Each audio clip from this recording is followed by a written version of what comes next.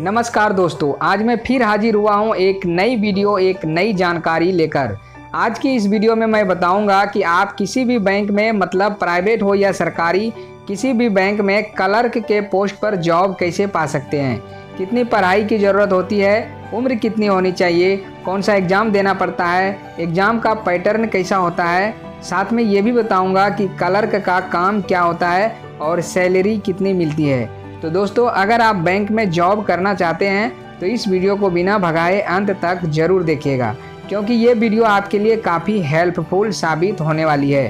तो दोस्तों, इस वीडियो को अभी से एक लाइक कर दीजिए और अगर आपने अभी तक इस चैनल को सब्सक्राइब नहीं किया है तो सब्सक्राइब भी कर लीजिए और साथ ही साथ बगल वाले घंटी को भी दबा दीजिएगा। तो चलिए अब वीडियो शुरू करते हैं। तो दोस्तों, सबसे पहले बात करते हैं आयु सीमा यानी उम्र की।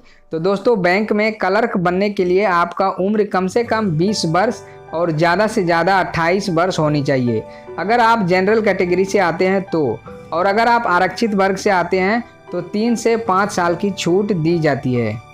और अगर बात करें क्वालिफिकेशन यानी पढ़ाई की, तो दोस्तों पढ़ाई में आपको 3 चीज़ों का ध्यान रखना ज़रूरी होता है।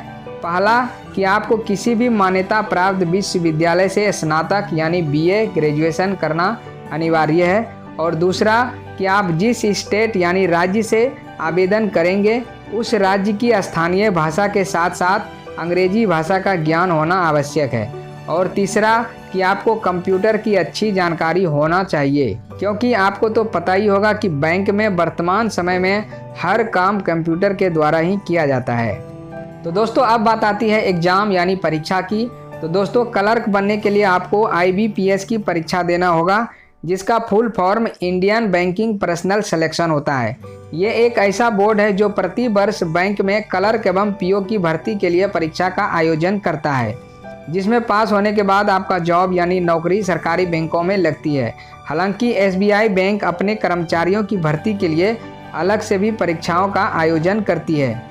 और बात करें एग्ज़ाम पैटर्न की, तो इसमें आपको 2 तरह का एग्ज़ाम देना होता है, एक प्रारंभिक एग्ज़ाम और दूसरा मेन एग्ज़ाम। प्रारंभिक परीक्षा में कुल 3 विषय के पेपर होते हैं, जैसे रीजनल एबिलिटी यानी तर्क क्षमता, न्यूमेरिकल एबिलिटी यानी संख्यात्मक क्षमता और इंग्लिश लैंग्वेज यानी अंग्रेजी भाषा। तीनों पेपर की परीक्षा एक साथ एक पेपर में होती है। इसके लिए कुल 1 घंटे का समय निर्धारित किया गया है। ये तीनों पेपर 100 अंक के होते हैं। इस प्रारंभिक एग्जाम में निगेटिव मार्किंग नहीं होती है। प्रारंभिक परीक्षा पास कर लेने के बाद मेन एग्जाम यानी मुख्य परीक्षा होती है। ये परीक्षा प्रारंभिक परीक्षा का रिजल्ट आने के कुछ दिन बाद होती है, जिसमें 4 पेपर होता है। नंबर 1 जनरल फाइनेंशियल अवेयरनेस यानी सामान्य वित्तीय जागरूकता। नंबर 2 जनरल इंग्लिश यानी सामान्य अंग्रेजी। Number 3 reasoning and computer ability यानी तर्क शक्ति और कंप्यूटर योग्यता। नंबर 4 क्वांटिटेटिव कैपेसिटी यानी मात्रात्मक क्षमता। ये 200 अंकों की परीक्षा होती है, जिसमें 3 घंटे का समय दिया जाता है। इसमें निगेटिव मार्किंग का प्रावधान रखा गया है। अगर आप इन परीक्षाओं में पास हो जाते हैं तो आपको कुछ समय बाद इंटरव्यू के लिए बुलाया जाता है, जिसमें राजनीतिक, दैनिक घटनाओं की गतिविधियाँ, सामाजिक, भारतीय अर्थव्यवस्था, वित्त संबंधी तथा भारतीय रिजर्व बैंक से संबंधित सवाल पूछे जाते हैं। हालांकि कई बैंकों में अब इंटरव्यू नहीं लिया जाता है, सिर्फ परीक्षा पास करने के बाद आपको बैंक में क्लर्क बना दिया जाता है। तो दोस्तों, अब बात आती है कि बैंक में क्लर्क का काम क्या होता है। तो आपकी जानकारी के लिए बता दूं कि क्लर्क की नौकरी करने वाले लोग काउंटर में बैठते हैं, जहां वह ग्राहक के द्वारा दिए गए काम को पूरा करता है, जैसे नगद रुपये जमा करना, नगद रुपये निकालना, पासबुक की एंट्री करवाना, किसी का चेक जमा करना आदि। ये कार्य जो करता है वो क्लर्क होता है।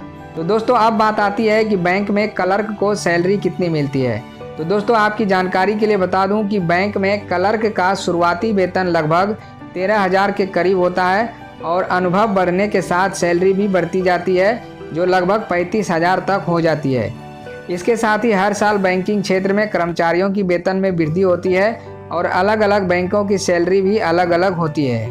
तो दोस्तों, अब तो आप समझ गए होंगे कि बैंक में क्लर्क कैसे बन सकते हैं। तो दोस्तों, जानकारी अच्छी लगी तो अपने दोस्तों के साथ शेयर जरूर कीजिए। तो मिलते हैं अगली वीडियो में एक नई जानकारी के साथ। तब तक के लिए नमस्कार।